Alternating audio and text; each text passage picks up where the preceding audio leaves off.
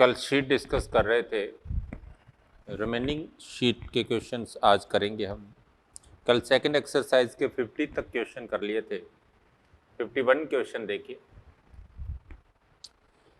51 question देखिए। The velocity of a body of mass 2 kg as a function of t is given by v vector equal to 2t I cap plus t square j cap. Then find the momentum at 2 second. देखो 2 second पर momentum पता करना है, very simple. 2 second पर velocity पता कर लेंगे। 2 to 4 I cap plus 4 j cap, तो आपके पास मोमेंटम क्या हो गया, mv वेक्टर हो जाएगा, जिससे 8 I cap plus 8 j cap हो जाएगा। नेक्स्ट देखिए 52 number. A 1.5 kg ball dropped vertically on a floor, hitting with a speed of 25 meter per second. It rebounds with an initial speed of 15 meter per second. If the ball was in contact for only 0.03 second, the force exerted by the floor. देखिए J equal to क्या होता है, change in momentum ना। तो आप लिख सकते हैं मास कितना था 1.5, फाइनल वेलोसिटी 15 थी, इनिशियली -25, क्योंकि पहले नीचे को जा रही थी, अब क्या है ऊपर को जा रही। तो आपके पास हो गया 1.5 इंटू 40 आ जाएगा। तो आपके पास फोर्स क्या होगा, फोर्स इंटू टाइम इम्पल्स होता है, तो इम्पल्स बाय टाइम, तो 1.5 इंटू 40 बाय टाइम। टाइम कितना है आपके पास, टाइम आपके पास 0.03 है। आपके पास कितना हो जाएगा, 2000 न्यूटन हो जाएगा। नेक्स्ट देखिए 53 number question. Two identical balls strike a rigid wall with the same speed but at different angles and get reflected without any change in speed as in figure, the ratio of momentums magnitudes of impulse imparted the ball on the wall. देखो पहले ऐसे जा रही है, आपको पता है इस केस में इम्पल्स क्या होगा, चेंज इन मोमेंटम क्या लिखेंगे, m2u लिखेंगे। ओके, दूसरे केस में वो 30 डिग्री से जा रही, ये ऐसे गई और ऐसे चली जाएगी, ये आपके पास 30 डिग्री। तो उस केस में आप कह सकते हैं ये 30 है, तो ये आपके पास u cos 30 और ये आपके पास u sin 30। यहाँ से देखें तो ये 30 है, तो ये आपके पास u cos 30 और ये u sin 30। ये दोनों सेम डायरेक्शन में होने के कारण कैंसिल हो जाएंगे, ये ऐड हो जाएगा। तो यहाँ जो चेंज इन मोमेंटम होगा दूसरे स्टेज में वो 2mu cos 30 होगा, और cos 30 √3/2 होता है, तो √3mu हो जाएगा। आप इन दोनों ही केसेस के अंदर जो इम्पल्स देखते हैं इनका रेशियो क्या हो गया, J1/J2 equal to 2mu/2 √3mu, तो आपके पास 2/√3 आ जाएगा। ओके, नेक्स्ट देखिए 53 के बाद 54। Two masses 1 kg and 2 kg are connected by a light inextensible string and suspended by means of a weightless pulley as shown in figure. Assuming that both the masses start from rest, the distance traveled by 2 kg mass in 2 seconds. Okay. Next देखिए 54। ये आपके पास 1 kg है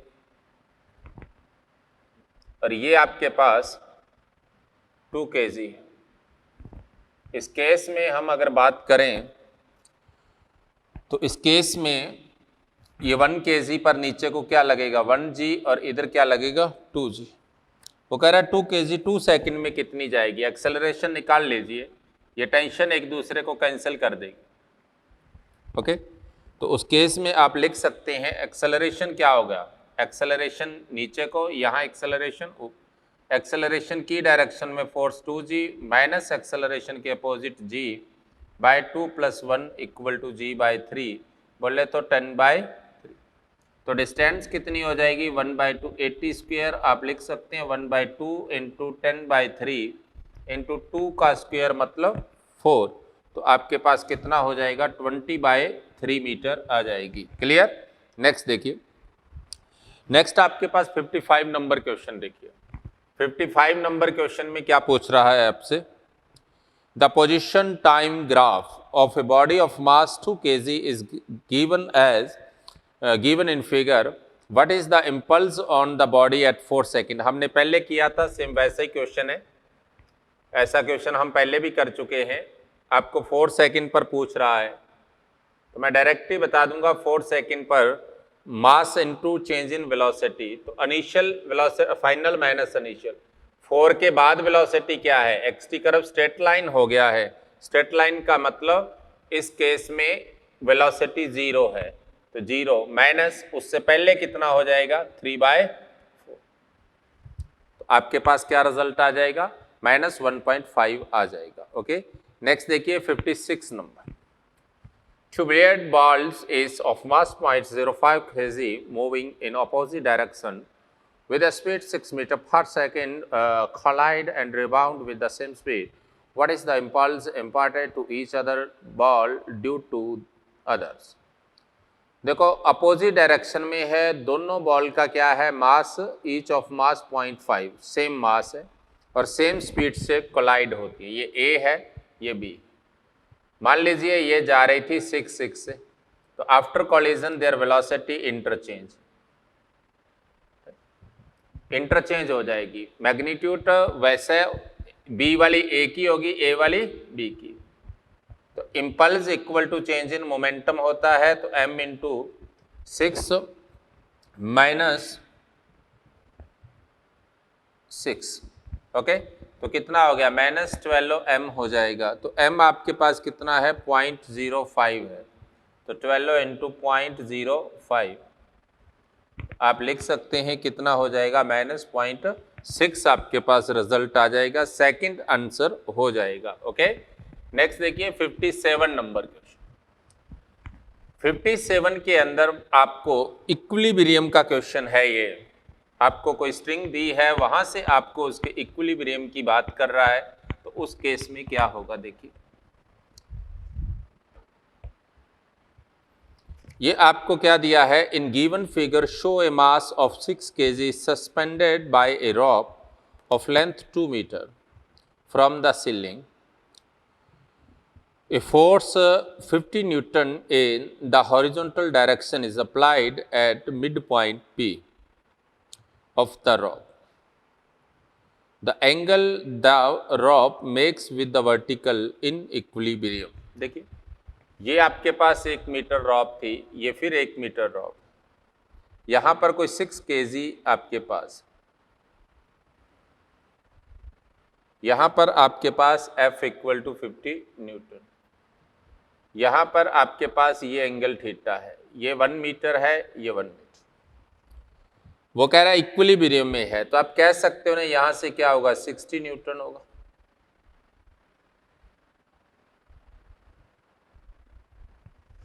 अब आपको angle पता करना है यहाँ से, तो उस केस में आप इसके कंपोनेंट लेकर भी कर सकते हैं, सीधा लामीज थ्योरम लगाकर भी रिजल्ट निकाल सकते हैं। तो आप इसके कंपोनेंट क्यों नहीं कर लेते, तो आपके पास यहाँ से क्या आया, टी डैश साइन थीटा, और ये क्या आया आपके पास, टी डैश कॉस। आप कह सकते हैं T dash sine theta by T dash cos theta equal to T dash sine theta is equal to 50 ना, T dash cos theta equal to T equal to 60 ना, तो आपके पास क्या आ गया, tan थीटा इक्वल टू 5/6, इसका मतलब theta equal to क्या हो गया, tan इनवर्स 5/, ओके, ये हमारे पास क्या आ जाएगा, इसका रिजल्ट आ जाएगा। नेक्स्ट देखिए, इसके बाद 60 नंबर क्वेश्चन और देखिए।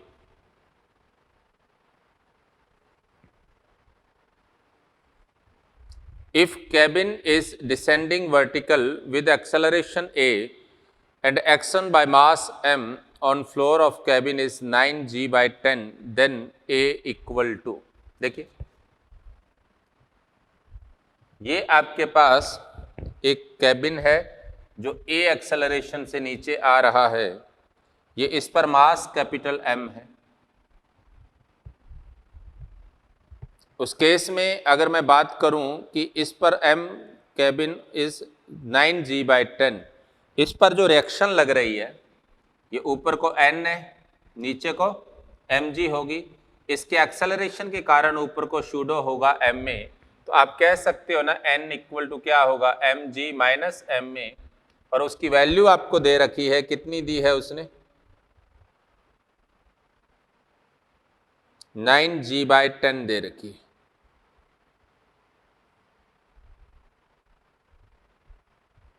नाइन mg/10 दे रखी है, 9g/10 ऑफ m दे रखी है। ओके, mm आपके पास कैंसिल हो गया, तो a इक्वल टू क्या आ जाएगा g minus 9g/10 equal to g/10 आ जाएगा। ओके, g/10 आपके पास इसका एक्सेलरेशन हो जाएगा। ये आपके पास सेकंड स्टेज थी। अब हम इसकी थर्ड स्टेज की बात करेंगे। थर्ड स्टेज के अंदर कुछ क्वेश्चन थोड़े से डिफिकल्ट होते हैं, थोड़ी सी डिफिकल्टी बढ़ जाती है यहाँ पर। ओके, और उसके बाद प्रीवियस ईयर्स के एग्जाम वाले क्वेश्चंस की बात करेंगे। ओके, तो पहले अपन बात करते हैं थर्ड एक्सरसाइज की। थर्ड एक्सरसाइज में आप देखिए फर्स्ट क्वेश्चन क्या है।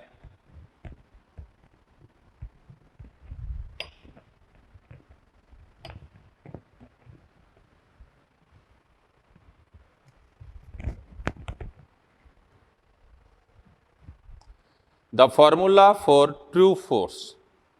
ट्रू फोर्स के लिए फॉर्मूला क्या है? देखो फर्स्ट में चार ऑप्शन दिए, एक तो F इक्वल टू एम में दिया है, एक F equal to M dv/dt दिया है, एक F equal to d/dt mv दिया है, और एक F equal to M d²x/dt²।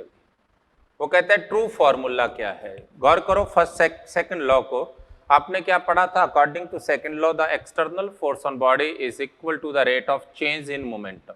Rate of change in momentum, ये उसकी एक कंडीशन है जब मास कांस्टेंट होता है।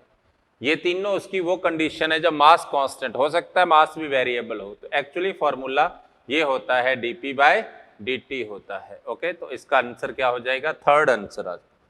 नेक्स्ट देखिए, 10 1 rupees coin are put on each top of each other. On the table, each coin has a small mass m. Which of the following statement is not true? The force on sixth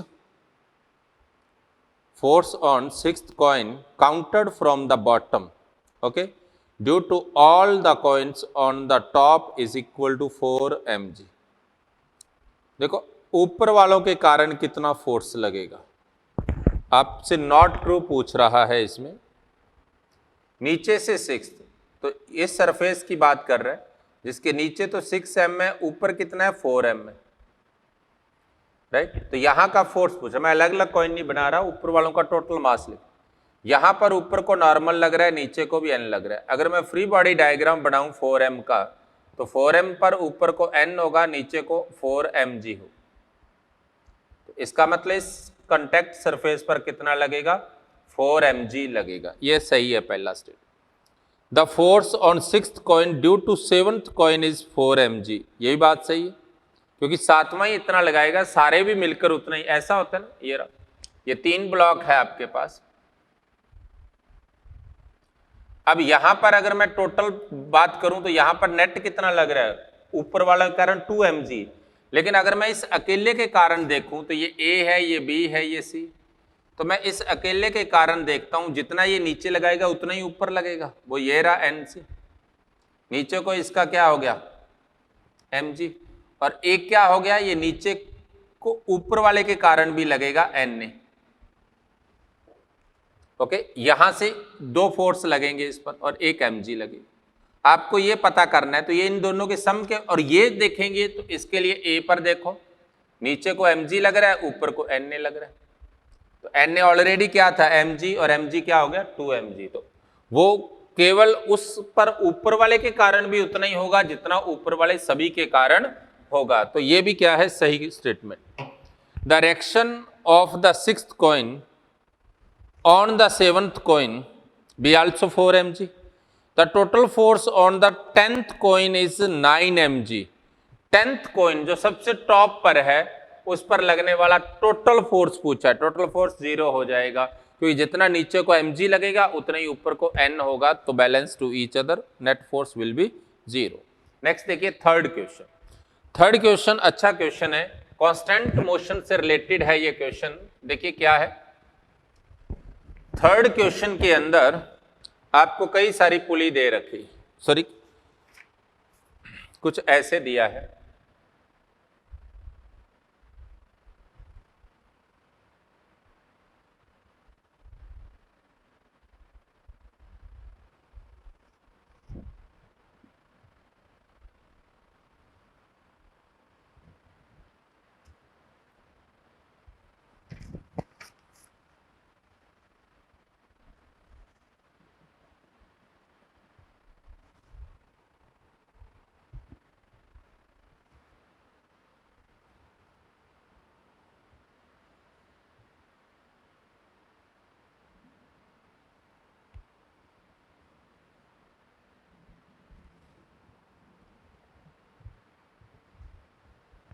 ये है, उसने कहा है कि the vertical displacement of block A is y equal to T square by 4, then the calculate the downward acceleration of b। देखिए ये downward acceleration, अगर b नीचे को होगा तो ये डेफिनेटली ऊपर जाएगा, ये नीचे होगा तो ये स्ट्रिंग को नीचे खींचेगा, ये नीचे होगा तो ये डेफिनेटली किधर जाएगा, ऊपर, क्योंकि इससे क्या होगा, ये नीचे आएगा तो ये वाला नीचे, तो ये सारा सिस्टम नीचे आएगा। ओके, अब देखो आपके पास अगर ऐसा है तो इसका एक्सेलरेशन निकाल लेंगे, va क्या हो गया, dy बाई डी टी, कितना हो गया 2t/4 मतलब t/2, और एक्सेलरेशन क्या हो गया dv बाई डी टी, और वो कितना हो गया 1/। अब मैं टेंशन की बात करता हूं, यहां से यहां टेंशन t है मान लो, तो यहां टेंशन क्या हो गया 2t ना, जस्ट डबल हो जाएगा, और यहां टेंशन 2t है तो यहां डेफिनेटली क्या होगी 40, और यहां 40 है तो यहां टेंशन 80 होगी। अब मैंने आपको बताया था कि टी डॉट ए को आपने 0 करना है, तो टी डॉट ए 0 होगा, तो टी डॉट ए 0 होगा तो उस केस में देखिए यहां से ए टी फोर्स है, तो आपके पास क्या आया A T A cos 0, plus यहां देखें टी फोर्स है तो क्या हो गया T A B cos 180 equal to 0, तो आपके पास 8 A A minus A B equal to 0, तो ए बी कितना आ गया, और ए आपको कितना दे रखा है इसने 1/2 दे रखा है, तो 1/2 इंटू 8 कितना हो गया 4 मीटर पर सेकंड स्क्वायर आ जाएगा। क्लियर। नेक्स्ट देखिए फोर्थ क्वेश्चन, देखिए फोर्थ क्वेश्चन में आपको पुली दे रखी है, और पुली के केस में पुली अटैच है और पुली का मास भी आपको दिया, पुली का मास स्मॉल m दिया, और वो कह रहे string is of negligible mass going over a clamped pulley of mass m supports a block of mass m as show in the figure, the force on the pulley by the clamp is given. देखो यार net force देखेंगे, ऊपर को t है, नीचे को mg, इधर भी t इधर भी t, और एक इस खुद का वेट mg, तो आपके पास दो फोर्स हो गए, एक इधर हो गया t जो क्या है mg, एक नीचे हो गया जो क्या है t प्लस mg मतलब m प्लस m इंटू जी, तो इनका रिजल्टेंट यहां कहीं हो जाएगा, और इधर रिजल्टेंट है तो क्लम्प पर इधर को फोर्स लगेगा। आप लिख सकते हैं F thrust equal to mg का square plus m plus mg का स्क्वायर, तो आपके पास कितना आ गया g root m square plus m का होल, ये आपके पास थ्रस्ट फोर्स हो जाएगा। कोई कंफ्यूजन। नेक्स्ट देखिए फोर्थ के बाद देखिए फिफ्थ क्वेश्चन,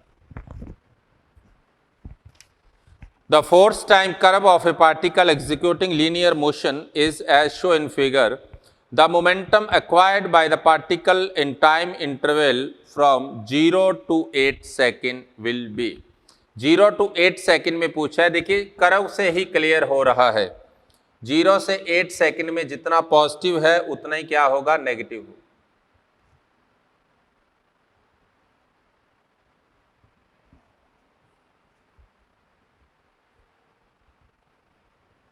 ओके, उतना ही क्या होगा, उतना ही आपके पास क्या होगा, जितना नेगेटिव है उतना ही पॉजिटिव हो जाएगा। तो उस केस में फिफ्थ का आंसर क्या आएगा, 4 आएगा, राइट। नेक्स्ट देखिए sixth question. 2 blocks of mass 2 kg are connected by a massless ideal spring of spring constant 10 Newton per meter. The upper block is suspended from roof by a light inextensible string A. The system show is in equilibrium. The string A is now cut. The acceleration of upper block just after the string A is cut. देखिए ऐसा question पहले भी किया था, अच्छा question है। ये आपके पास 2 ब्लॉक है A और B, दोनों ही 2 kg के हैं, राइट। उस केस में क्या होगा, उस केस में इस पर नीचे को क्या होगा, 2G, ऊपर को स्प्रिंग फोर्स Fs, ये भी Fs और ये 2G और इस पर टेंशन T। इक्विलिब्रियम में मैं कह सकता हूं कि Fs क्या होगा, बैलेंस करेगा 2G को और T बैलेंस करेगा किसको, Fs प्लस 2G को, मतलब 4G। अब वो कह रहा है कि स्ट्रिंग इज कट, स्ट्रिंग को कट करने के जस्ट आफ्टर क्या होगा, जैसे आप स्ट्रिंग को कट कर देते हैं तो उस केस में ए का फ्री बॉडी डायग्राम क्या होगा, नीचे को क्या लगा 2G और Fs और ऊपर को लगने वाली टेंशन 0। तो आप लिख सकते हैं 2A equal to 2G plus Fs और Fs इज आल्सो 2G, तो आपके पास 2AA इक्वल टू 4G, तो AA इक्वल टू 2G और किधर होगा वो, in the downward direction. Clear. Next देखिए फॉर बी, बी के लिए देखें, ये बी है, इस पर नीचे को क्या लग रहा था 2G, अपवर्ड क्या है Fs which is equal to 2G, then AB equal to क्या होगा, 0 होगा। ओके, तो AB विल बी 0 और AA will be 2G, 2G का मतलब 20। इसने अपर वाले का पूछा है तो अपर वाले का क्या आ जाएगा, 20 मीटर पर second in downward direction. Okay, next देखिए एट्थ क्वेश्चन। एट्थ क्वेश्चन हमने किया था, लेकिन उस किए हुए में हमने डायरेक्ट एंगल पता था, हमने थ्योरी में किया था जब हम इक्विलिब्रियम पढ़ रहे थे। इक्विलिब्रियम के अंदर हमने पढ़ा था कि जब किसी ब्लॉक को स्मूथ इंक्लाइंड प्लेन पर रखते हैं तो इंक्लाइंड प्लेन का वो एक्सेलरेशन पता करो जिससे ब्लॉक रेस्ट में रहे। ओके, यहां देखिए, an object is kept on a smooth inclined plane of 1 in L, 1 in L मतलब ये 1 है, ये क्या है, L है। ओके सॉरी, 1 in L, ये इसका 1 हो गया और ये इसका L हो गया। ओके, आगे कहता है the horizontal acceleration to be imparted on inclined plane so that the object is stationary relative to inclined plane। तो इसका एक्सेलरेशन ए पता करना है कि इस पर ब्लॉक किस में रहे, रेस्ट में रहे। आपने पढ़ा था ए का फॉर्मूला, क्या पढ़ा था, A equal to g tan theta पढ़ा था, राइट, जी टेन थीटा। ये 1 है, 1 to L, मैंने उल्टा 1 खड़ा था और ये इंक्लाइन L था, तो उस केस में ये क्या हो जाएगा, L स्क्वायर माइनस 1, तो जी इंटू परपेंडिकुलर, ये एंगल थीटा है तो परपेंडिकुलर बाय इस कितना आ जाएगा, ये आ जाएगा, तो g by root L square minus 1 हो जाएगा। नेक्स्ट देखिए, नेक्स्ट सेम ही क्वेश्चन है, उसमें एक्सेलरेशन पूछा है, वो G10 अल्फा हो जाएगा। ओके, वही सेम क्वेश्चन है, 8 और 9 दोनों सेम क्वेश्चन। 10th क्वेश्चन देखिए, A rope of length L is pulled by a constant force F. What is the tension in the rope at a distance x from the end where the force is applied? देखो जिस and से force apply किया गया है उससे x distance पर उसने पूछा है, राइट। मान लीजिए ये कोई रॉप है, ये F फोर्स से पुल की गई, राइट। उस केस में इसकी लेंथ L है और वो कह रहा है कि find the force from at a distance x from the end where force is applied. यहां से x डिस्टेंस पर यहां टेंशन पूछी, तो देखो इसका एक्सेलरेशन क्या होगा, नेट फोर्स बाय नेट मास होगा ना। अब इस एंड का टेंशन पता करना है, तो ये टेंशन क्या है, पुलिंग फोर्स होगा इस रिमेनिंग पार्ट का। ये रिमेनिंग पार्ट क्या है, L माइनस एक्स, तो इसका मतलब टेंशन होगी MA। M क्या है, मास ऑफ L माइनस एक्स। तो आप कह सकते हैं मास ऑफ यूनिट लेंथ क्या है, आपके पास मास ऑफ यूनिट लेंथ क्या है, मास ऑफ यूनिट लेंथ आपके पास हो जाएगा मास बाय टोटल लेंथ। तो mass of L minus X length आपके पास क्या हो जाएगा, M equal to M by L, L minus X. तो उस केस में आपके पास टेंशन क्या होगी, MA, राइट। आप लिख सकते हैं M क्या है, M by L, L minus x, और A क्या है, F by L, F by M, sorry, M से M कैंसिल, तो आपके पास F into L minus x by L आ जाएगा। इसका मतलब इसका आंसर क्या हो जाएगा, आपके पास सेकंड आंसर हो जाएगा। ओके, नेक्स्ट क्वेश्चन देखिए। नेक्स्ट इसमें क्वेश्चन आता है 14 क्वेश्चन। देखिए ये बाकी सब क्वेश्चन फ्रिक्शन के हैं, और आपको पता है आपका फ्रिक्शन वाला टॉपिक है जो वो अगले टेस्ट में है, इस टेस्ट में नहीं होगा। ओके, कल वाले टेस्ट में वो नहीं होगा, वो अगले टेस्ट में होगा।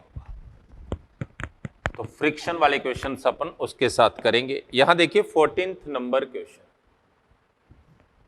देखिए, two blocks A and B, each of mass small m are placed on a smooth horizontal surface. Two horizontal forces F and 2F are applied on the blocks A and B respectively as shown in figure. The block A does not slide on B, then the vertical component of normal reaction exerted by B on A. बड़ा प्यारा question है। ये आपके पास inclination है, यहां ये आगे इसका दूसरा पार्ट है।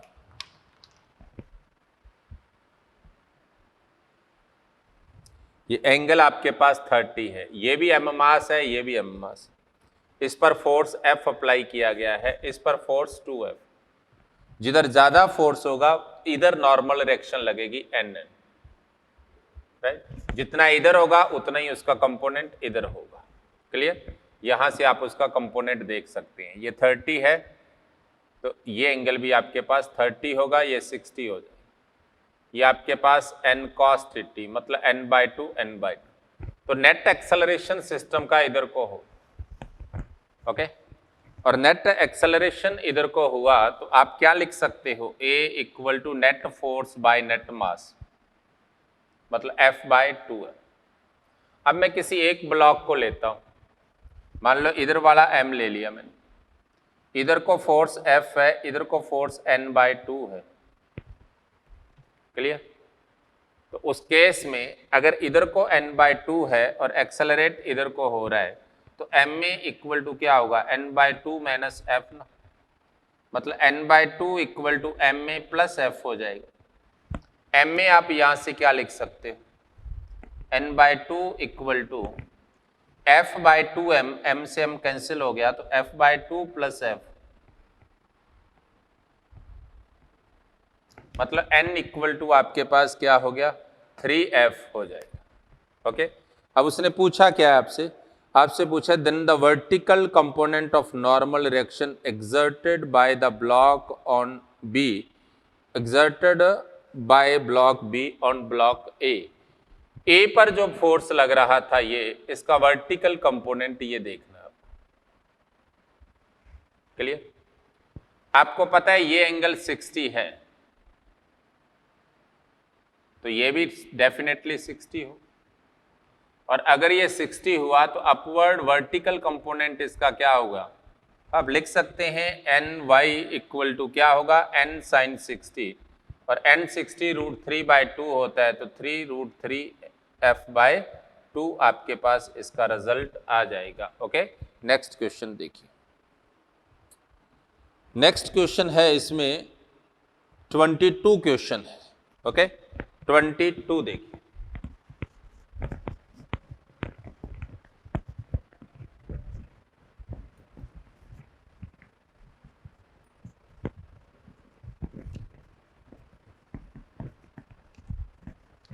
22 में देखिए क्या है, 3 monkeys A, B, C with masses 10, 15 and 8 kg are climbing up and down the rope suspended from D. At the instant represented A is descending the rope with an acceleration 2 meter square. C is pulling himself up with an acceleration 15 meter per second. B is with constant speed 0.8 meter. Thread the rope and monkey as a complete system and calculate the tension in rope. अच्छा सवाल है। ये आपके पास A है, ये नीचे को जा रहा है और A का मास कितना है 10 kg और ये नीचे को जा रहा है 2 मीटर पर सेकेंड से। ये आपके पास B है, राइट। B क्या है, अप जा रहा है और इसका मास कितना है 15 kg और ये अप जा रहा है कितने से 0.8 मीटर पर सेकेंड। उसके बाद C है, C is pulling himself up, C का मास है 8 kg और ये ऊपर को जा रहा है कितने से 1.5 मीटर पर सेकेंड और G को वो कह रहा है कि 10 मीटर पर सेकेंड स्क्वायर ले लीजिए। तो नेट टेंशन इन सभी के सम के बराबर हो जाएगी। पहले वाले का टेंशन क्या होगा 10 इंटू G माइनस A कितना है 2, दूसरा कांस्टेंट स्पीड से जा रहा है तो 15G, तीसरा क्या है 1.5 से ऊपर जा रहा है तो 8 इंटू 10 प्लस 1.G प्लस 1.5। आपके पास ये 10 हो गया तो कितना हुआ 80, ये आपके पास 10 हो गया 150, ये आपके पास 10 हो गया तो 11.5। आप इसका सिंप्लीफाई कर लीजिए, ये आपके पास कितना हो गया 223 प्लस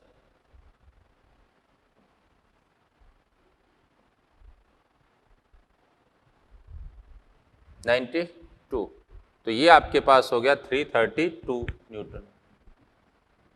मतलब इसका फर्स्ट आंसर आ जाएगा। 24 देखिए, 24 आपको मैं करवा चुका हूं, अपनी कॉपी में देखिएगा। ओके, नेक्स्ट देखिए, लास्ट क्वेश्चन है इसमें 25 इस एक्सरसाइज का। ओके, 25 में क्या है, ये दो ब्लॉक है आपके पास M2 और M1।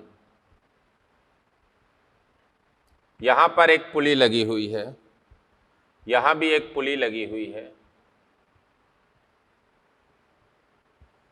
और इधर को आपके पास F फोर्स लगा हुआ है। F की वैल्यू आपको दे रखी है कितनी 180 न्यूटन।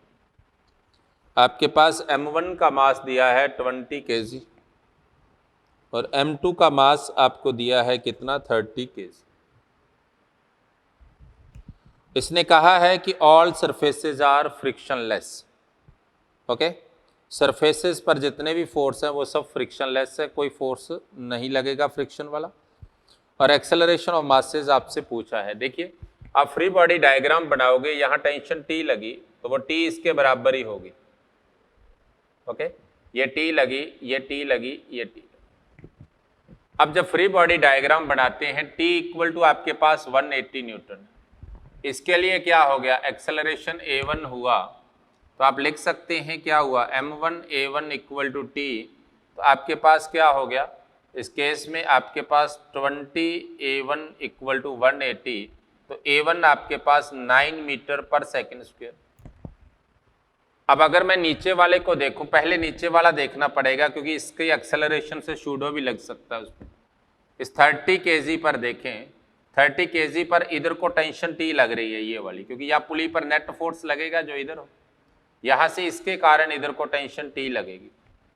यहाँ पर इस पुली के कारण देखो, एक नीचे को एक इधर को, तो इधर को T लगेगी और कोई फोर्स नहीं लगेगा। नीचे को एक N1 ऊपर वाले का ग्राउंड के कारण N ऊपर को, नीचे को इसका 30G लगेगी। दोनों तरफ सेम है तो आप कह सकते हैं A2 इक्वल टू क्या होगा 0। अब आप ये M2 का था, ये टेंशन पता लगी ना, ये टेंशन थी, ये इस तरह लग रही है, ये वर्टिकल भी थी इस पर, ये टेंशन T वर्टिकल थी और यहां से एक T डाउनवर्ड भी थी। अब देखो M1 का फ्री बॉडी डायग्राम बनाएंगे, इधर को क्या लगा T, नीचे को mg और ऊपर को N1। अब इधर को ये एक्सेलरेट होगा A1 से, तो आप लिख सकते हैं 20 A1 इक्वल टू T कितना है 180, तो A1 इक्वल टू क्या होगा 9 मीटर पर सेकेंड स्क्वायर। ओके, नेक्स्ट इसका आ जाएगा, फर्स्ट आंसर आ जाएगा। ओके, नेक्स्ट हम बात करते हैं फोर्थ एक्सरसाइज की। नेक्स्ट देखिए क्वेश्चन, सॉरी एक्सरसाइज फोर्थ है जो अपनी प्रीवियस ईयर्स के पेपर्स वाली है, जो फोर्थ स्टेज है, प्रीवियस ईयर्स के जो क्वेश्चंस हैं वो हैं इसमें। ओके, सेकंड क्वेश्चन देखिए, फर्स्ट क्वेश्चन फिर फ्रिक्शन का है। सेकंड क्वेश्चन AIPMT प्री 2011 में आया था। देखो 30 से पहले आपको पता ही है 2 एग्जाम होते थे, AIPMT नाम होता था इसका, प्री और मेन होता था, है ना। उसके बाद नीट होने लगा है, एक ही एग्जाम हो गया। तो इसमें देखिए सेकंड क्वेश्चन में क्या दिया, a person of mass 60 kg is inside a lift of mass 940 kg and presses the button on control panel. The lift start moving upward with an acceleration 1 meter per second square. The tension in the supporting cable. देखो जब lift ए acceleration से ऊपर जाएगी तो उस case में उसमें जो टेंशन होगी टी, नीचे को इसका वेट है, तो आपके पास क्या हो गया, T minus M G equal to M में होगा नेट फोर्स। तो आप टेंशन को लिख सकते हो G प्लस ए। M कितना है, 940 तो लिफ्ट का था और 60 मैन का है। G की वैल्यू उसने गिवन है कि 10 लेनी है, A आपको 1 दिया है, तो 11,000 न्यूटन आ जाएगा। सेकंड आंसर हो जाएगा इसका। ओके, नेक्स्ट देखिए थर्ड क्वेश्चन। अब आपको इससे आइडिया हो जाएगा कि नीट में क्वेश्चन कैसे आते हैं, राइट। कोई ज़्यादा टफ क्वेश्चन नहीं आते इसमें, बहुत ही इजी और सिंपल क्वेश्चन पूछे जाते हैं। थर्ड क्वेश्चन देखिए, ए body of mass m hits normally A rigid wall with the velocity v and bounces back with the same velocity impulse। देखो v से गया और v से ही वापस आ गया, तो impulse equal to change in momentum है, वो कितना होगा, m v minus minus v, तो आप क्या लिखोगे 2mv। आंसर आपके पास क्या हो जाएगा, सेकंड हो जाएगा। नेक्स्ट देखिए फोर्थ फिर से फ्रिक्शन का है। फिफ्थ क्वेश्चन देखिए, A car of mass 1000 kg traveling at a speed of 72 km per hour hits a tree and comes to rest in 0.2 seconds. The average force on the car during the impact। आपको पहले change in momentum check करना होगा। Change in momentum क्या है, rest में आ गई है, तो minus m 0 minus u, okay, sorry m 0 minus u, तो मतलब माइनस एम यू। m कितना है 1000, u कितना है 72 किलोमीटर पर आ रहा है, इसे मीटर में चेंज कर देंगे 5/18, तो ये 20,000 किलोग्राम मीटर पर सेकंड स्क्वायर आ जाएगा। और कितने टाइम में आ रहा है ये, 0.2 सेकंड में। फोर्स क्या हो गया, del P by del T, तो 2 इंटू 10⁴ बाई 0.2, तो लिख सकते हैं 1 इंटू 10⁵ न्यूटन आपके पास रिजल्ट आ जाएगा। ओके, नेक्स्ट देखिए एट्थ क्वेश्चन। सिक्स्थ और सेवन फिर से फ्रिक्शन के question. 3 blocks with masses m, 2m, 3m are connected by a string as shown in figure। ये 3 ब्लॉक हैं आपके पास, एक m है, एक 2m है और एक 3m।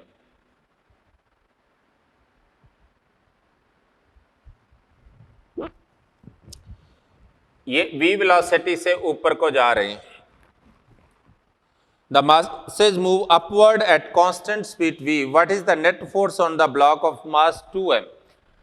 2m पर पूछा है, ये कांस्टेंट वेलोसिटी से जा रहे हैं, एक्सेलरेशन 0। किसी भी बॉडी पर मोशन के केस में नेट फोर्स क्या होगा, मास इनटू एक्सेलरेशन होगा। एक्सेलरेशन 0 है तो फोर्स भी क्या हो जाएगा, 0। इसका आंसर क्या होगा, थर्ड आंसर हो जाएगा। ओके, नेक्स्ट क्वेश्चन देखिए 11th क्वेश्चन देखिए। A balloon with mass m is descending down with an acceleration a. How much mass should be removed from it so that it start moving up with an acceleration a? ऐसा question मैंने आपको कराया था, alpha हमने वहां लिया था। m उसका मास लिया था, अल्फा से वो डाउन जा रहा है, नीचे को क्या लगा mg, एयर के अंदर ऊपर को बायोंसी लगेगा। इस केस में आप लिख सकते हैं mass into acceleration a equal to क्या होगा mg माइनस f। तो आप f को क्या लिख सकते हैं mg माइनस m।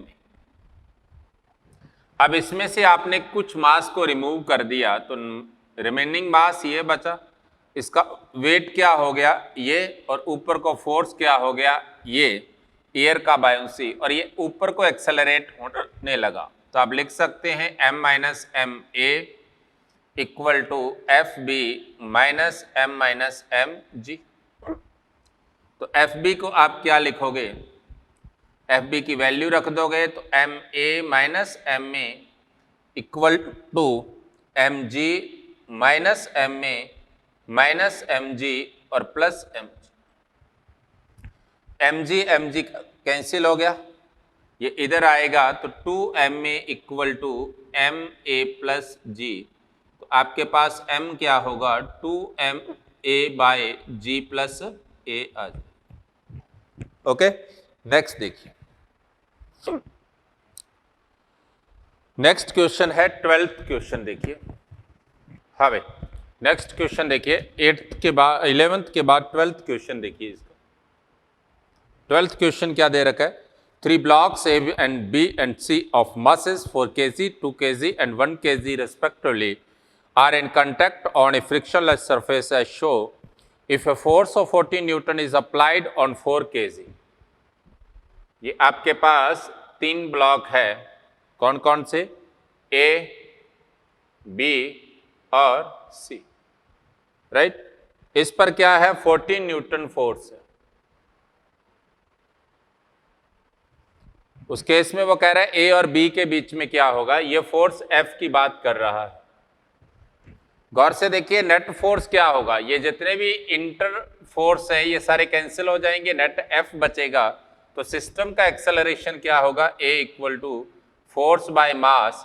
मास कौन कौन सा है आपके पास 4 kg, 2 kg और 1 kg। तो 14 बाय 7 इक्वल टू 2 मीटर पर सेकेंड। अब यहां पर F की बात करें, ये कैंसिल हो जाएगा, ये 2 बचेंगे। तो इस केस में F इक्वल टू क्या हो गया 2 + 1a हो जाएगा। तो आप लिख सकते हैं 3a इक्वल टू क्या हो गया 6 न्यूटन हो जाएगा। ओके, नेक्स्ट देखिए, A rod of weight W is supported by 2 parallel knives as A and B is in equilibrium in a horizontal position. The knives are at a distance d from each other. The center of mass of the rod is at x distance. The normal x on A। देखिए ये question गलती से यहाँ आ गया है, ये rotation का question है, रोटेशनल इक्विलिब्रियम का क्वेश्चन है। फिर भी मैं आपको एक्सप्लेन कर देता हूँ, हालांकि हम इसको आगे जाकर पढ़ेंगे।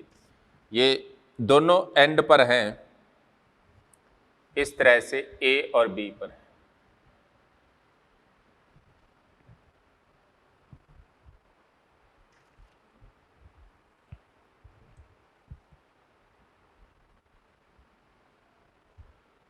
ये सॉरी D डिस्टेंस पर है आपस में। रॉड का सेंटर ऑफ मास यहां है, जो यहां से x डिस्टेंस पर, ये A है ये B है, ये पता नहीं कहां तक है, राइट। यहां पर नॉर्मल इरेक्शन लगेगी NA, यहां पर रॉड पर नॉर्मल इरेक्शन लगेगी NB और यहां पर लगेगा वेट W। आप दो तरह के इक्विलिब्रियम है, पहला होगा ट्रांसलेटरी इक्विलिब्रियम जो हम पढ़ रहे हैं इस चैप्टर में। In translatory equilibrium the net force on body will be 0, मतलब upward force equal to downward. अब दूसरा होता है रोटेटरी इक्विलिब्रियम। रोटेटरी इक्विलिब्रियम के लिए आप लिख सकते हैं किसी एक पॉइंट के रेस्पेक्ट टॉर्क 0 होगा। मान लो मैं B के रेस्पेक्ट ले लेता हूं, या A के भी ले सकते हो, जिसके मर्जी ले लीजिए, A के रेस्पेक्ट ले लो। तो A का टॉर्क तो 0 हो गया, इस वाले का क्या हुआ, ये होगा ना डिस्टेंस R क्रॉस F, अंदर को होगा, मैं अंदर वाले को नेगेटिव ले लेता हूं। कितनी डिस्टेंस है, फोर्स W है, डिस्टेंस x है। फिर इसका देखें R क्रॉस F, बाहर को आ गया, बाहर वाले को पॉजिटिव ले लिया, तो NB into N B into D. तो यहाँ से एन बी इक्वल टू क्या हो गया, डब्ल्यू एक्स बाई डी। इसको आप यहाँ रख दो तो एन नहीं आ जाएगा। ऐसे नहीं निकालना तो बी के रेस्पेक्ट निकाल सकते थे। बी के लिए बी का तो 0 हो गया, वेट का क्या है, बार को आ रहा है, तो प्लस डब्ल्यू, ये डिस्टेंस क्या है, डी माइनस एक्स। फिर देखो अंदर को एन ए का जा रहा है तो माइनस एन ए, डिस्टेंस क्या है डी इक्वल टू 0, तो एन ए इक्वल टू क्या हो गया, W D minus X by D, direct result आ जाएगा। ओके, नेक्स्ट देखिए 15 क्वेश्चन आपने कर चुके हैं, पहले 2-3 क्वेश्चन इससे रिलेटेड हो चुके हैं।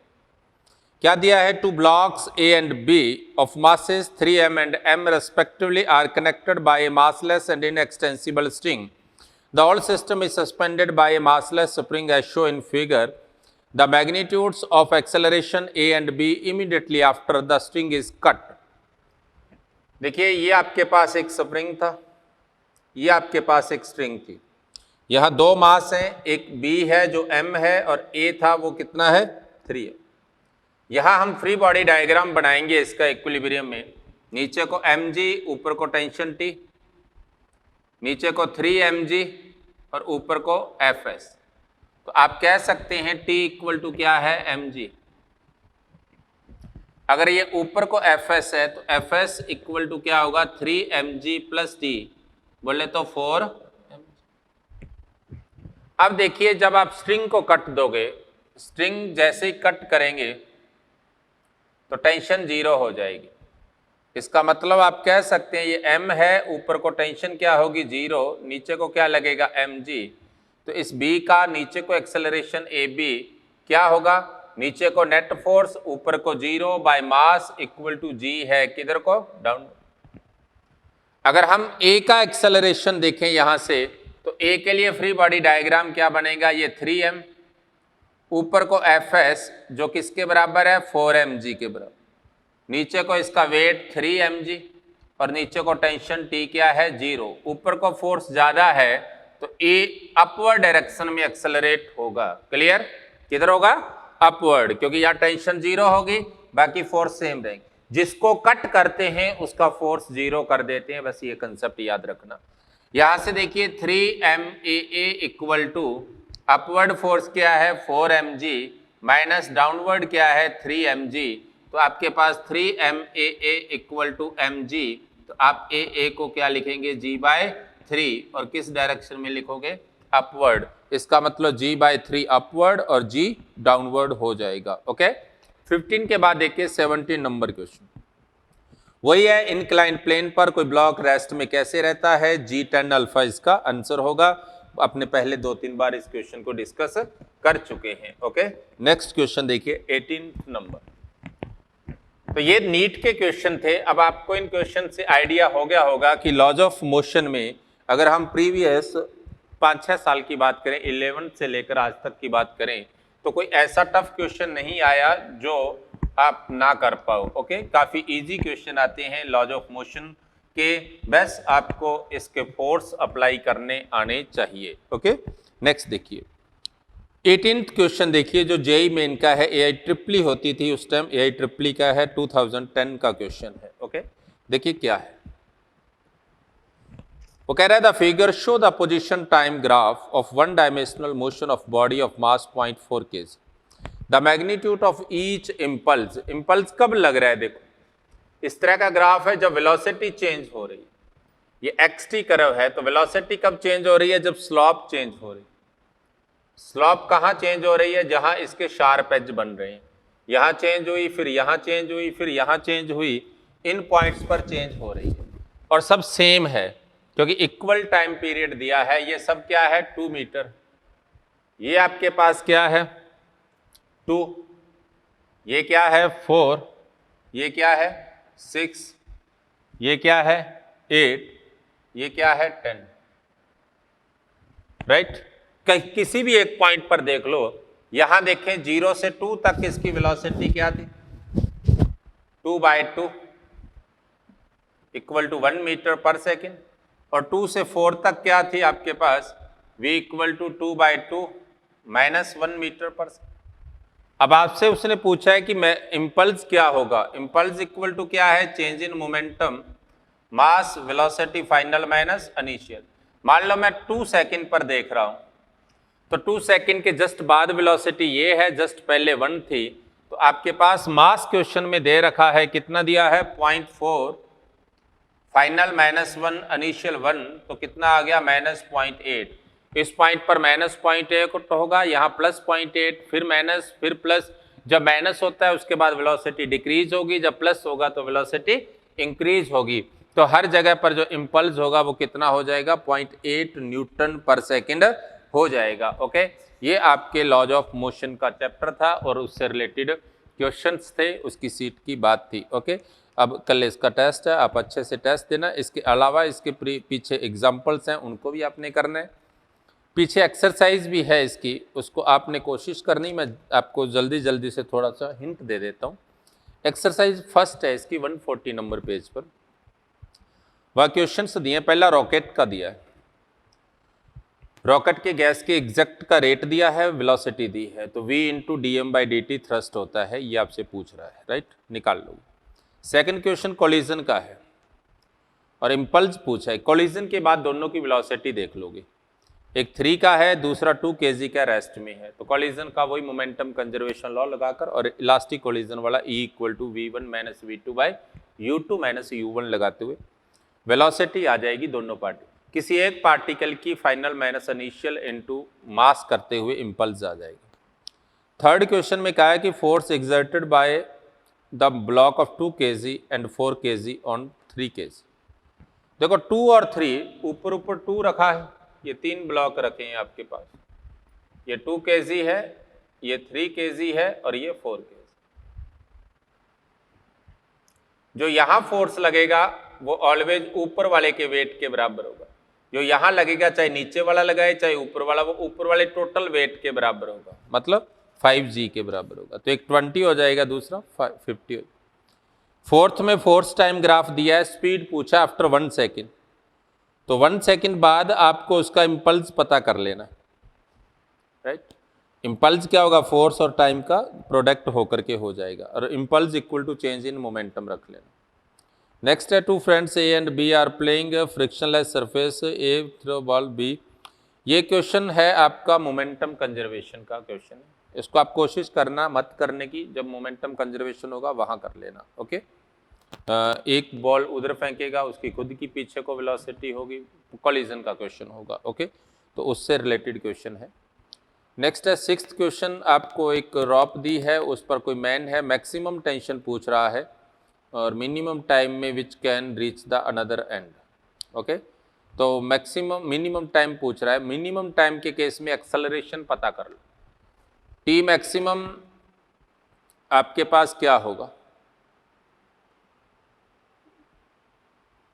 टी मैक्सिमम होगा mg + a होगा, उससे एक्सेलरेशन आ जाएगा, एक्सेलरेशन से आपको लेंथ टोटल दे रखी है, टाइम निकाल लेना, s = 1/2 at²।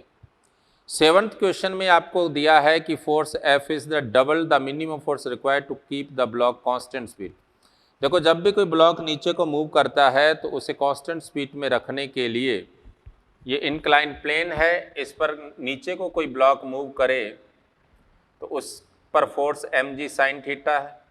इसको रोकने के लिए कांस्टेंट वेलोसिटी के लिए इतना ही लगाना पड़ेगा। अगर 2f लगा दें, मतलब 2mg sin थीटा लगा दें, तो ये ऊपर को एक्सेलरेट हो जाएगा, जिसका एक्सेलरेशन क्या आएगा, g sin थीटा आ जाएगा। ओके, नेक्स्ट कहता है स्प्रिंग का केस है, the extension in the spring block remain constant. देखो बढ़िया सवाल है, इस तरह का क्वेश्चन दिया है आपको एक, इसमें